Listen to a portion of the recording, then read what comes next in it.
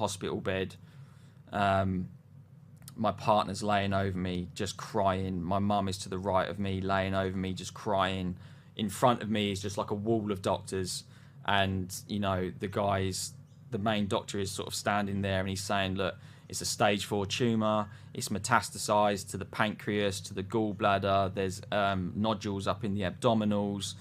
You know, that's when you're kind of like, oh shit, this is real. A stage 4 adenocarcinoma, right? And it metastasized to the pancreas, around the gallbladder. I had nodules up in my abdominal area. They gave me between 8 weeks, was probably one of the shortest prognosis. I got 8 weeks.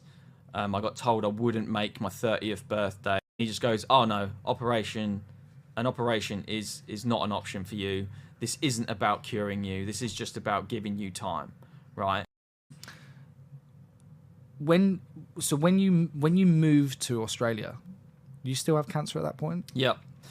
So it was a big decision to come off of chemotherapy, but I think we saw, you know, just as a bit before that, when I was waiting to have my scans, sometimes I would be off chemo for 3-4 weeks. And in that time, I would see myself bounce back pretty quick. That's when I really got the confidence to go alternative and to come off. I started to see, because as soon as I went back on the chemotherapy, I started feeling bad again. Time went on and I started to just feel good, and then I had 2 more scans before I came out here and they were all good. It was all holding stable.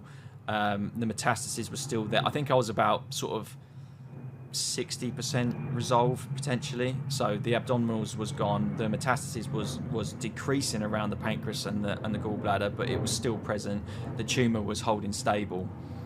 But that was enough. We were like, that's good enough. We've seen that, and that was without treatment. We were like, can be dead 6 months ago. Yeah, we can at least hold this thing like in its place.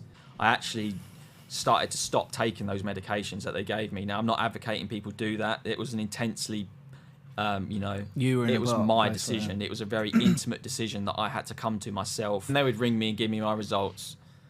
They'd be like, because all my scan results were good news. They'd be like, it's good news, it's holding stable or it's reduced. But I'd be like, okay, thanks very much. And had some pretty amazing results at the end of it, to be honest. And let's run through the results, because I think it's pretty wild. Yeah, biopsies taken, they all started coming back negative. They all started coming back negative for cancer. Keep having more biopsies. You know, the doctor would come and see me and be like, right, we've got a huge team meeting about you tomorrow. You know, head of this department, that department. They're all coming in. They're all like deciding and wondering what to do next. And, you know, I had a PET scan, which basically like scans your whole body, and it can pick up sort of cancerous cells and how active they are. So about 3 weeks ago, follow-up consultation with oncology, who wanted to just basically just put me on their books and you know, get me up to speed with what could happen. And I remember I sat down in there and she was like, well, all of your results have come back negative for cancer. All of your biopsies have come back negative, even the ones around the blockage on the bile duct, things like that. And she was like, and your PET scan, so, you know, the scan which shows active cancer cells within your body, she was like, your PET scans come back showing no active sign of disease in your body whatsoever. So she was like, you don't actually need us. And you know, at that point, to hear that, it was just like, look at the door, and it was one of the head gastro doctors who came in and just sat in front of me and just went, I just wanted to come and put a face to the person that we've all been watching. It was like, we have all been watching you behind the scenes. You are a special case. You know, they didn't ask me what I'd been doing or anything like that, but just that sort of like nod, like, that acknowledgement of like, holy shit. Yeah, we've done it. You shouldn't be here. Yeah. Like fair play, you know. And that was pretty much almost to the date of the 2-year prognosis, when I was told pretty much guarantee he will not make it past this.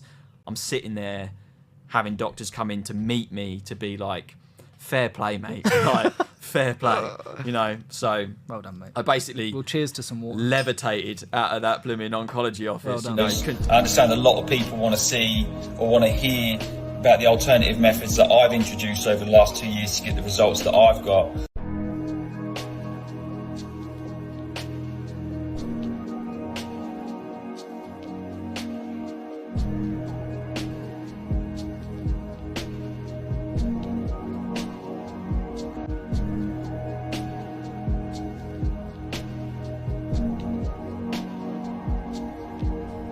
What you're seeing now is what I take every morning. It's what I've taken every morning now for the best part of a year and a half. I also take mesoma mushrooms. Now these are known to help support a healthy immune system. They're also known to have many anti-cancer compounds. So another thing that I take, IP6 Gold. Now I was introduced to this pretty early on, a couple of years ago, and I've taken it ever since.